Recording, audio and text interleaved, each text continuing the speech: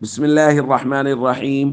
عن أبي هريرة رضي الله تعالى عنه قال قال رسول الله صلى الله تعالى عليه وسلم يتقارب الزمان وينقص العمل ويلقى الشح ويكثر الهرج.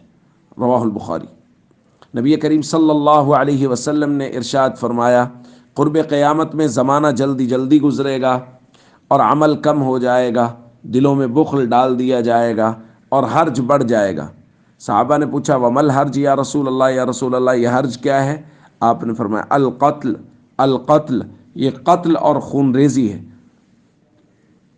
دوستو، نبی کریم صلی اللہ علیہ وسلم نے قرب قیامت کے حالات کو مختلف انداز میں مختلف جگہوں پر بیان فرمایا ہے۔ آج والی روایت جو ہم نے پڑھی، حضور علیہ الصلوۃ والسلام نے فرمایا یتقارب الزمان، زمانے قریب ہو جائیں گے۔ زمانے قریب ہونے کے بہت سارے مفہوم بیان کیے گئے ہیں۔ ایک مفہوم یہ ہے کہ وقت کی برکت ختم ہو جائے گی، وقت بہت جلدی جلدی تیزی سے گزرے گا۔ آپ جس سے بھی بات کریں وہ کہے گا یار سال گزر گیا پتہ ہی نہیں چلا، 2 سال گزر گئے پتہ ہی نہیں چلا، ماشاءاللہ بیٹا 5 سال کا ہو گیا، ابھی کل کی بات ہے۔ تو وقت کی برکت ختم ہو جائے گی۔ دوسرا، بعض روایات میں یقبض العلم، اور بخاری کی روایت میں ینقص العمل، عمل کم ہو جائے گا، اور بعد میں حضور نے فرمایا علم اٹھ جائے گا، قبض کر لیا جائے گا، اور دیگر روایات میں علم قبض ہوگا علماء کے قبض ہونے سے، یعنی علماء اٹھنا شروع ہو جائیں گے۔ اور عمل کم ہونا وہ تو ہمارے معاشرے فرائض اور ارکان اسلام سے غفلت ہو رہی ہے، رشتہ داروں سے بدسلوکی ہو رہی ہے، زکوٰۃ ادا نہیں کر رہے، نماز نہیں پڑھ رہے، فرض نماز چھوڑی جا رہی ہے۔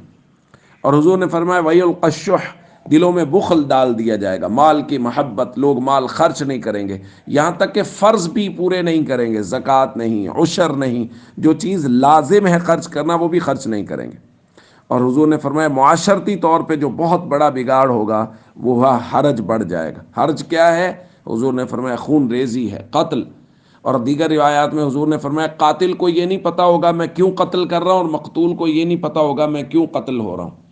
آپ دیکھیں دنیا میں جو کچھ ہو رہا ہے، مطلب امریکہ نے جن ممالک پہ حملہ کیا، جن لوگوں نے جن بمباریاں کی، ان کو نہیں پتہ ہم ان لوگوں کو کیوں مار رہے ہیں، اور جن پر بم گرا دیے گئے ان کو نہیں پتہ کہ ہم پر بم کیوں گرا دیے گئے۔ تو دوستو، ہم سب کو چاہیے ہم اپنی آخرت کی فکر کریں، اعمال میں پختگی پیدا کریں، فرائض و ارکان اسلام کی پابندی کریں، اور اپنے بچوں کی نیک اور اچھی تربیت کریں تاکہ وہ فرائض و ارکان اسلام کو پورا کرنے والے ہوں، تاکہ وہ بخل کرنے والے نہ ہوں بلکہ اللہ کے راستے میں خوب خوب خرچ کرنے والے ہوں۔ السلام علیکم ورحمۃ اللہ وبرکاتہ۔